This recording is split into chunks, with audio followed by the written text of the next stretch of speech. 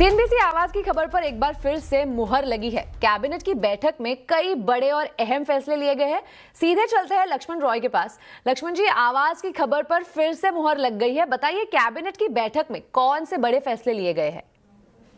देखिए, कैबिनेट की बैठक में कम से कम 4 बड़े फैसले लिए गए हैं जिसके काफ़ी ज़्यादा दूरगामी असर देखने को मिल सकता है। सबसे बड़ा या फिर कहें कि आज़ादी के बाद से सबसे बड़ा फैसला लिया गया है न्यूक्लियर सेक्टर को लेकर के। दरअसल न्यूक्लियर सेक्टर को लेकर सरकार ने एक न्यूक्लियर एक्ट बनाया था 1968। उसके तहत साफ तौर से न्यूक्लियर एनर्जी का जो सेक्टर था उसमें सिर्फ और सिर्फ सरकार ही भागीदार हो सकती थी, सिर्फ और सिर्फ सरकारी कंपनियां ही हिस्सा ले सकती थी। उसके लिए एक सरकारी कंपनी ही बनाई गई थी जिसका नाम था आपको nuclear power corporation of India limited, NPCIL। इसके अलावा कोई निजी कंपनियां नहीं आ सकती थी। अब सरकार इस एक्ट में बड़ा बदलाव करने का फैसला लिया है और न्यूक्लियर एनर्जी बिल 2025 लाने का फैसला लिया है। ये 2025 जो बिल है न्यूक्लियर एनर्जी बिल, इसमें सबसे बड़ी बात यह है कि निजी कंपनियों की भागीदारी होगी। निजी कंपनियां यहां पर आकर के वो अपना प्लांट लगा सकेंगी। तो उसमें कंपनी की जो परिभाषा है उसमें बड़ा बदलाव किया जा रहा है। लेकिन इसको लेकर किसी भी तरह का कोई आशंका ना हो कि इसमें निजी कंपनियां क्या करेंगी, तो इस बिल का नाम भी बड़ा ही खूबसूरत सा रखा गया है जो कई सारे मैसेज भी अपने आप में देता है। इस बिल का नाम रखा गया है शांति बिल 2025। शांति जो है वो सुनने में तो हिंदी वाले शब्द शांति लग रही है, लेकिन ये दरअसल इंग्लिश शब्द का जो है वो संक्षिप्त है, जिसमें शांति में एस जो है sustainable harnessing and advancement of nuclear energy for transforming India, इसका पूरा फुल फॉर्म ये है। तो इसके जरिए न्यूक्लियर सेक्टर में निजी कंपनियों की भागीदारी होगी, ये बिल है। दूसरा जो महत्वपूर्ण बिल है वो इंश्योरेंस सेक्टर को लेकर के है। इंश्योरेंस सेक्टर में सबका बीमा सबकी रक्षा बिल इसका नाम दिया गया है। दरअसल सरकार चाहती है 2027 तक हर किसी के घर तक इंश्योरेंस पहुंच जाए। इसके लिए इस बिल को लाया गया है। इंश्योरेंस सेक्टर से जुड़े कई सारे कानूनों में बदलाव किया जा रहा है। इंश्योरेंस अमेंडमेंट बिल तकनीकी तौर पर कह सकते हैं। इसमें इंश्योरेंस सेक्टर में FDI की सीमा बढ़ाकर 74% से 100% किया जाना, कंपोजिट लाइसेंस का देना, पेडअप कैपिटल बढ़ाना, LIC को ज़्यादा कमर्शियल डिसीजन लेने का अधिकार देना, ऐसे सारे महत्वपूर्ण बिल यहाँ पर हैं। एक और बड़ा बदलाव किया गया है वो आपको मनरेगा में। मनरेगा के तहत दरअसल महात्मा गांधी जो रोजगार गारंटी योजना थी उसको अब बदल करके पूज्य बापू ग्रामीण रोजगार गारंटी बिल 2025 करने का फैसला लिया गया है कैबिनेट में, और इसका नाम बदला जाएगा मनरेगा का। और ये अपने आप में बड़ा ही सांकेतिक है राजनीतिक रूप से, क्योंकि जब भी कभी मामला उठता था तो UPA कहती थी कि मनरेगा हमने लाया, तो मनरेगा का नाम ही बदल के दूसरा नाम हो जाएगा पूज्य बापू ग्रामीण रोजगार गारंटी बिल 2025। और इसके तहत कई सारी सुविधाओं को और ज़्यादा बढ़ाया जाएगा, कई सारी रियायतें बढ़ाई जाएंगी, नंबर ऑफ डेज बढ़ाए जा सकते हैं। इसके तहत रकम जो दिए जाते हैं उसमें बदलाव किया जा सकता है। तो ये सारे बिल हैं, यहाँ पे एक बदलाव किया गया। एक और महत्वपूर्ण फैसला बता दूं संक्षिप्त में, जो जनगणना कराया जाना था, जनगणना किन शर्तों के अधीन कराया जाएगा, क्या उसकी प्रक्रिया होगी, उससे जुड़े एक प्रस्ताव था जिसको कैबिनेट ने यहाँ पे मंजूरी दे दी है। तो ऐसे कई सारे प्रस्तावों को मंजूरी मिली है। जो बिल है उस बिल संसद के इसी सत्र में सभी बिल को सरकार लाने की कोशिश करेगी, और कुछ एक बिल जैसे इंश्योरेंस अमेंडमेंट बिल है संसद के चालू सत्र में सरकार इसको पारित कराने की भी कोशिश करेगी। जी जी बिल्कुल लक्ष्मण जी, बहुत बहुत शुक्रिया इस पूरी जानकारी के लिए। अब आपको बता दें कि सोने चांदी में जोरदार आंधी देखने को मिल रही है। MCX पर चांदी का भाव 2 लाख के पार चला गया है, वहीं सोने का भाव भी 1,34,000 के पार पहुंच गया है। ज्यादा डिटेल्स लेते हैं मेरी सहयोगी मनीषा गुप्ता से। मनीषा जी, बताइए सोने चांदी में तूफानी तेजी क्यों है आखिर? जी हाँ, काफ़ी सारे रीजंस हैं, और अगर इस साल की बात की जाए तो अच्छी खासी बढ़त के साथ लगातार कारोबार होता हुआ नजर आया है। चांदी के बारे में पहले आपको बता दूं, और ओवरनाइट हमने यहाँ पर 4% की तेज़ी आते हुए देखी थी। पिछले एक महीने की बात की जाए तो 22% की बढ़त है, और इस साल में अब तक 120% से ज़्यादा की तेज़ी यहाँ पर चांदी दिखा चुका है। सोना और चांदी दोनों ही 1979 के बाद 2025 में इस तरह के रिकॉर्ड गेन्स आपको यहाँ पर वापस दे रहा है। सोने की बात अगर करें तो इस साल में करीबन 45 बार सोने ने आपको ऑल टाइम हाइज बना के दिए हैं, और जहां तक चांदी की बात है अच्छा खासा सपोर्ट वहां पर है। वेल, 3-4 मेजर फैक्टर्स तो दोनों के लिए सपोर्टिव हैं। एक ये कि डॉलर इंडेक्स में लगातार गिरावट देखने को मिली है। डॉलर इंडेक्स आज भी 8 हफ्ते के लोज पर है और 8.5% की गिरावट इस साल में दर्ज कर चुका है। दूसरी बात यह है कि यहाँ पर बहुत जोरदार इन्वेस्टमेंट डिमांड हमने आते हुए देखी है, भारत में भी और बाकी कंट्रीज में भी। और एक चीज़ आपको बता दें कि सोने चांदी में जो ये ऑल टाइम हाइज हैं सिर्फ US में और इंडिया में ही नहीं, चाइना, जर्मनी, ऑस्ट्रेलिया, बाकी कई सारी कंट्रीज में बनते हुए नजर आए हैं। यानी कि सोना चांदी कई करेंसीज में ऑल टाइम हाइज फिलहाल यहाँ पर बना रहा है। जो तीसरी बड़ी चीज़ है वो है सेंट्रल बैंक बाइंग, जो सोने में अच्छी खासी तो होती ही रहती है, लेकिन इस बार हमने हमने चांदी में भी कुछ सेंट्रल बैंक्स को यहाँ पर निवेश करता हुआ देखा, तो क्लियरली चांदी सपोर्टिव है। चांदी में यहाँ पर इंडस्ट्रियल डिमांड है, physical investment demand, industrial demand सभी कुछ यहाँ पर बेहतरीन है। चांदी यूएस के क्रिटिकल मिनरल लिस्ट में जगह पा चुकी है और चाइना ने तो ये भी कहा है कि 1 जनवरी 2026 से चाइना के एक्सपोर्ट्स पे यहाँ पर कुछ रिस्ट्रिक्शंस लगा दी जाएंगी। तो काफ़ी सारे फैक्टर्स हैं, चाहे वो डिमांड को लेकर है, जियोपॉलिटिकल टेंशन है, सेफ हेवन बाइंग है, हमने सोने चांदी दोनों में आते हुए देखी है और बाजार को लगता है कि बहुत ज़्यादा बढ़त आ गई है तो कुछ मुनाफा वसूली आएगी, लेकिन ओवरऑल 2026 के साल में भी आप यहाँ पर नए हाइज बनता हुआ देख पाएंगे। जी मनीषा जी, शुक्रिया इस पूरी जानकारी के लिए। अब एक नजर आज के बाजार के हाल पर। पीएम मोदी और ट्रंप की फोन पर बातचीत ने आज बाजार में जोश भर दिया। सेंसेक्स निफ्टी शानदार बढ़त के साथ बंद हुए। मिड कैप स्मॉल कैप शेयरों में अच्छी खरीदारी रही। बाजार में कैसे रहा है आज कारोबार, बता रही है कंचन नौटियाल।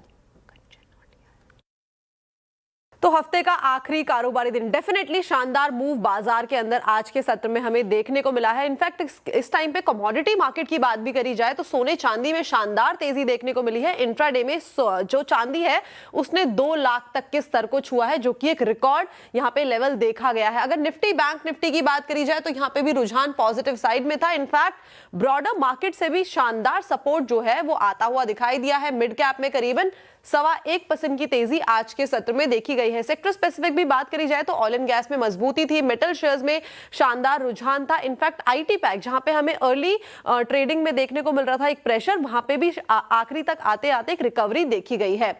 अब बात करते हैं कि स्टॉक स्पेसिफिक एक्शन किस तरीके का रहा है। निफ्टी में हिंडाल्को मेटल पैक से अच्छे खासी तेजी देखने को मिली है। वहीं टाटा स्टील यहाँ पे कॉन कॉल आई थी, कॉन कॉल के बाद ये तेजी देखने को मिली है। इटर्नल और अल्ट्राटेक सीमेंट में भी 2.25% का हमें उछाल देखने को मिला है।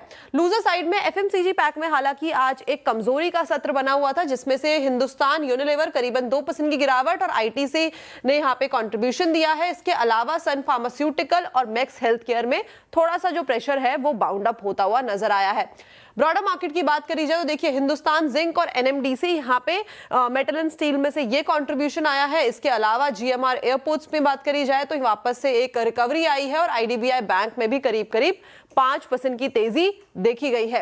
लूजिंग पॉकेट में बात कर लेते हैं जुबिलेंट फूडवर्क, साथ में पीआई इंडस्ट्री, आईआरबी इंफ्रा और सोलार इंडस्ट्री में करीबन 1.5% की कमजोरी रही है। लेकिन ओवरऑल आज का मार्केट का सेटअप देखा जाए तो बाजार में शानदार मोमेंटम बना रहा है। आखिरी तक आते आते भी बाजार में एक शानदार रिकवरी देखी गई है। अगली खबर में बात रुपए की। डॉलर के मुकाबले लगातार कमजोर होता रुपया आपके खाने का स्वाद बिगाड़ सकता है। जी हां, भारत हर साल अपनी जरूरत का 60% खाने का तेल आयात करता है। इससे आपके खाने के तेल के दाम बढ़ सकते हैं। रुपया लगातार गिरावट के नए रिकॉर्ड बना रहा है। रुपए ने अब तक के सबसे रिकॉर्ड निचले स्तर को छू लिया है। पिछले 6 महीनों में इसमें 6% की गिरावट देखने को मिली है। इसकी वजह से सामान इंपोर्ट करना महंगा हो गया है। आने वाले दिनों में कमज़ोर रुपया आपके खाने का स्वाद बिगाड़ सकता है। दरअसल खाने का तेल महंगा होने की संभावना बढ़ गई है। भारत अपनी ज़रूरत का 60% खाने का तेल आयात करता है। पिछले साल भारत में 160 टन खाद्य तेल का आयात किया गया था। इसकी कीमत करीब 1,60,000 करोड़ रुपए थी। वहीं अंतर्राष्ट्रीय बाजार में भी खाद्य तेलों की कीमतों में तेजी बनी हुई है। ऐसे में भारत में खाने का तेल महंगा हो सकता है।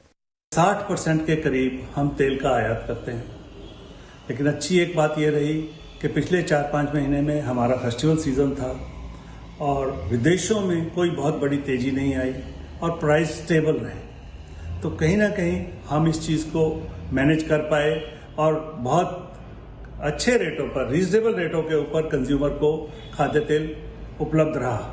खाने के तेलों में पहले से ही तेजी बनी हुई है। अगर इनके दाम बढ़ते हैं तो आने वाले दिनों में महंगाई भी बढ़ सकती है। असीम मनचंदा, दिल्ली। अब बात इंडिगो पर एक्शन की।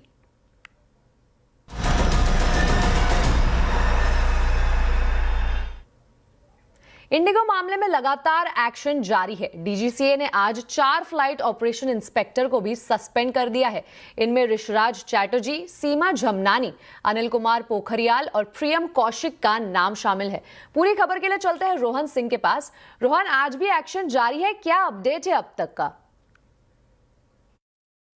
जी, आज दो बड़े डेवलपमेंट्स हुए हैं इंडिगो मामले में। सबसे पहले तो आज डीजीसीए ने अपने 4 फ्लाइट ऑपरेशंस इंस्पेक्टर्स को बर्खास्त कर दिया, डीजीसीए से रिलीव कर दिया और कहा कि अब उनका डीजीसीए के साथ कोई संबंध नहीं रहेगा। ये 4 अधिकारी वे थे जो इंडिगो के ऑपरेशंस को डायरेक्टली ओवरसी कर रहे थे, उनके कामकाज के लिए जिम्मेदार थे और इसमें पाया गया कि उन्होंने लापरवाही की है, साथ ही कई तरह की अनियमितताएं भी पाई कि जिसके बाद डीजीसीए की तरफ से ये एक्शन लिया गया। वहीं दूसरी तरफ इंडिगो ने एक एक्सटर्नल एक्सपर्ट को हायर किया है। इनका नाम है कैप्टन जॉन इल्सन। ये इससे पहले FAA, आईकाओ, आईटा जैसे संस्थानों में काम कर चुके हैं। साथ ही इंटरनेशनली काफ़ी इनका नाम है एविएशन सेक्टर में और ये जो है ये चीफ एविएशन एडवाइजर्स LLC में काम करते थे, वहाँ से इन्हें लिया गया है और इनकी जो जिम्मेदारी होगी वो होगी कि जो रूट कॉज एनालिसिस है इस पूरे क्राइसिस का कि आखिर ये हुआ क्यों, इसको क्या रोका जा सकता था, इन सभी चीज़ों की वो जांच करेंगे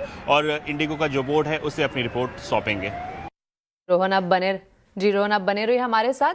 हम आपको बता दें, इंडिगो संकट के बाद हवाई किरायों में आग लगी थी, लेकिन अब सरकार ने एयरफेयर पर कैप लगा दिया है। इसीलिए नए साल पर इस बार किराए बहुत ज्यादा नहीं बढ़ पाएंगे। सरकार ने क्या कैप लगाया है और इससे प्रमुख रूट के किराए किस रेंज में रहेंगे, बता रहे हैं संवाददाता रोहन सिंह। नए साल में छुट्टियां मनाने प्लान कर रहे हैं तो अभी बुकिंग करा ले, क्योंकि ये सही समय है जब हवाई किराए पूरी तरह से काबू में हैं। दरअसल इंडिगो क्राइसिस के बाद सरकार ने लगाया है एयर फेयर कैप, जो कि अभी जारी है और जिसका असर दिख रहा है। लेकिन फिर भी सलाह ये है कि जल्दी बुकिंग कराएं ताकि ये पॉलिसी जब तक है तब तक आपको टिकट मिल जाए। अब सवाल ये है कि कितना कैपिंग लगी हुई है, तो ये डिस्टेंस के हिसाब से है। 500 किलोमीटर तक 7500 रुपये का कैप है। अगर 1000 किलोमीटर तक जाएंगे तो 12000 रुपये का कैप है। साथ ही अगर 1500 किलोमीटर का डिस्टेंस हो तो ये 15000 रुपये की कैपिंग है और इससे ऊपर का अगर है तो ये कैप 18000 रुपये का है। अब देखते हैं कि जो मेजर रूट्स हैं वहाँ पे किराए कैसे दिख रहे हैं आपको। तो दिल्ली से अगर आप गोवा जाना चाहें न्यू ईयर की ईव पे तो आपको टिकट मिल रहा है इस वक्त 7500 रुपये का।